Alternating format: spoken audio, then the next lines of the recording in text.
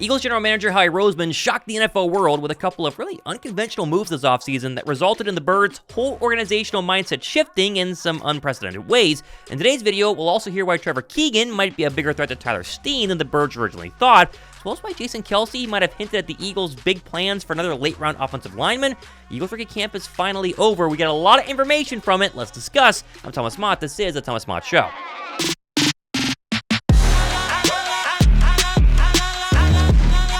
Eagles Rookie Minicamp was here and now quickly gone. It's just a couple of days, and now the Birds' new hires will be able to head home for a couple of weeks before the official offseason training activity schedule gets underway towards the end of May. While we only saw the rookies in the field for a couple of days, the takeaways, however, were numerous, including the Birds inking their first 2 draft picks, including Johnny Wilson and Trevor Keegan, meaning we have 6 draft picks still yet to sign their rookie deals. And Wilson and Keegan were both very impressive in front of the Eagles coaching staff, as Wilson, of course, showed off his massive 6'5" frame, and Keegan got some valuable coaching from Jordan Mailata, who was in all of the offensive line meetings with the rookies during the course of minicamp. Now, Keegan overall is a really fascinating project for me. Like, on one hand, you'd think that the year 2 third-round pick Tyler Steen is easily the favorite to be the starting right guard in 2024. However, the more I read into Keegan, and from what we've heard from this past couple of days, I think he has a real good chance of beating out Steen. For one, Keegan is a mauler. Like, he's built to attack you downhill, and his trademark neck collar he wore at Michigan was, in his own words, not for looks, it's just for stingers. It's protection because I like hitting people. Now, the main advantage Keegan has over Steen is experience at guard, and while Steen played more tackle in college football and then, of course, worked at converting to guard this past season,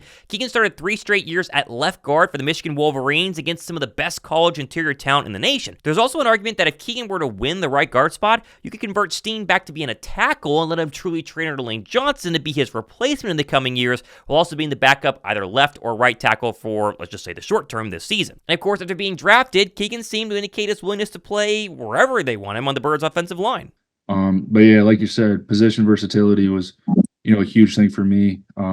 Zach and I, we'd always switch during fall camp or spring ball, and I'd take snaps as well during practice. So yeah, position versatility, to be able to be swing guard, maybe get in there at center was a huge thing for me, and I practiced that this past 4 months snapping, and definitely stuff on the right side as well. So I think that was a huge thing that I wanted to show and display to these teams, and I'm excited to do that and hit the ground running in rookie minicamp.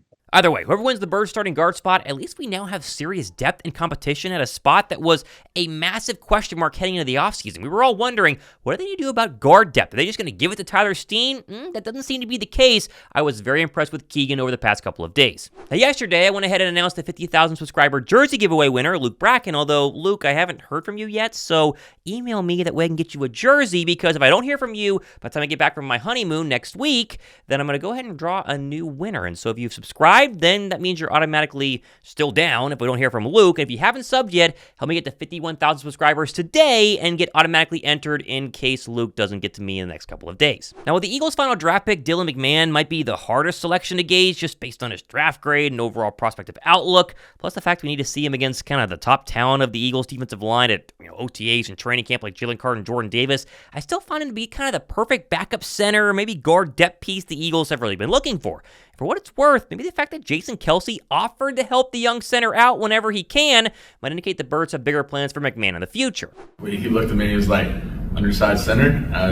We have that in common, and just talked a little bit about football and the guys I'll be facing regularly in our division, and then just said, just make sure you're staying in the weight room, you can put good weight on you with your frame of your body. There's places to put weight on and good weight to that muscle, and just wish me good luck. And it was like I said, it was pretty surreal meeting him, and he just said he hopes to be able to help me out in any ways he can, so that'd be pretty cool. Now, speaking of helping out young offensive linemen, we got a little more info on the Eagles' newest Aussie rugby project, Laken Vakalahai. Again, did I butcher his name? Who knows? We don't know yet.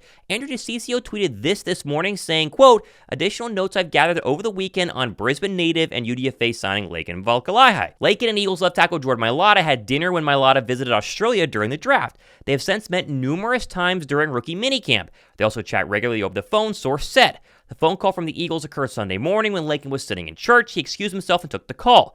Trained out of Conquest Athletic Performance with trainer Dave I'm not even trying to pronounce his last name. Lakin played junior rugby league for Amenahu Shearers until the age of 12. He made the Gold Coast junior rep team. Now, that's not a ton of information, but it's more than we had yesterday on this new rugby tackle project that Philadelphia did have in the building over the weekend, and yet we got zero pictures of him. Like the fact that you have, maybe the next Jordan Mailata, as some people are claiming online. It's a stretch, but you get my point. And yet there are zero pictures of him from all the different beat writers who were at the Eagles Rookie Minicamp this weekend is really strange. It's a story I'm going to keep an eye on, and any new information that comes across my desk, I'll share with you whenever I get it. Now, something that I did find interesting that no one seems to have really covered yet is Howie Roseman's hit on Adam Shine's SiriusXM show over the weekend, where the Eagles superstar GM expounded on the Saquon Barkley signing and explained that he was actually trying to get one step ahead of upcoming NFL trends.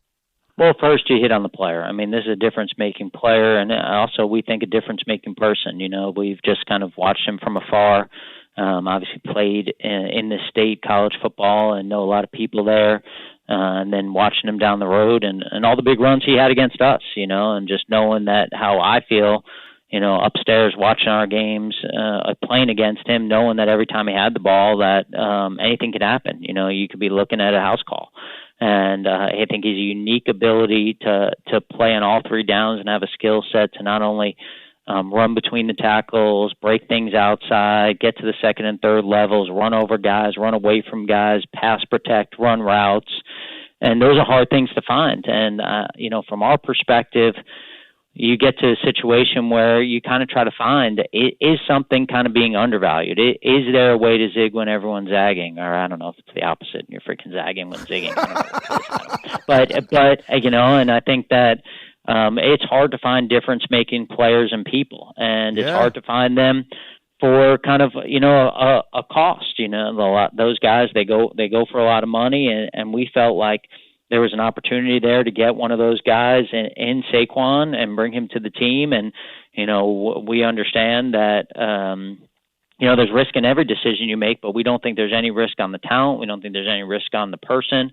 And we also feel like, maybe not that it wasn't anywhere else, but maybe we have a good situation here with us in Philly to kind of maximize him and kind of get him back to, because really I don't think there was anyone when he came out of the draft that didn't think that he wasn't a Hall of Fame caliber talent and person. And so he's still young, and we're really excited to have him. Now, running backs have been seriously devalued the past couple of years, leading to somewhat of a disappearing of the superstar every down running back in the NFL. Howie, though, seems to think the NFL is about to shift back to teams wanting a back who can not only be a real weapon on offense, but an every down running back and, again, a superstar.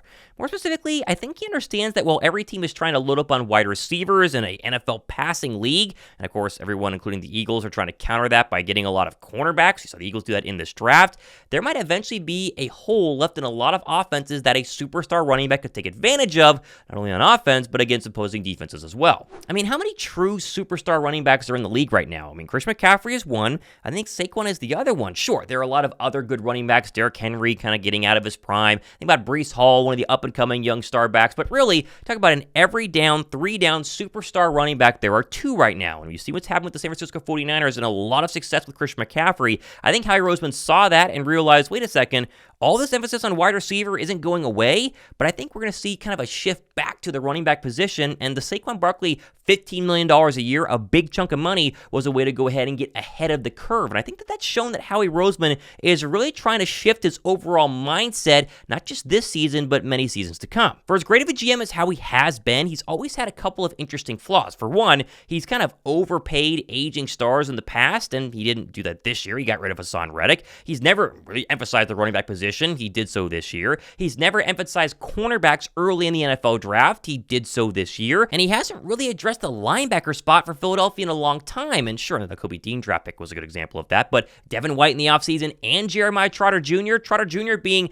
a draft pick that could have been earlier in the draft. They waited till later. I think it's been fascinating to watch how he worked this offseason to try to not only make the team better for 2024, but get ahead of NFL trends going forward and make sure the Eagles are a competitive, really star-filled football team for many, many years to come. Then we got plenty more stuff happening the next couple of days and weeks. I plan on having a show tomorrow, flying out tomorrow evening to Croatia to start off my week-long honeymoon. No shows while we're in Croatia, of course, but make sure you guys go ahead and subscribe. When we get back, you're at the NFL OTA time when the Eagles, all of them combined with the rookies and, of course, the stars, are going to be inside the Eagles training facility, practicing on the field footage. All that's going to be covered here. It's the off-season, but we're not slowing down. I'm Thomas Mott. This has been the Thomas Mott Show.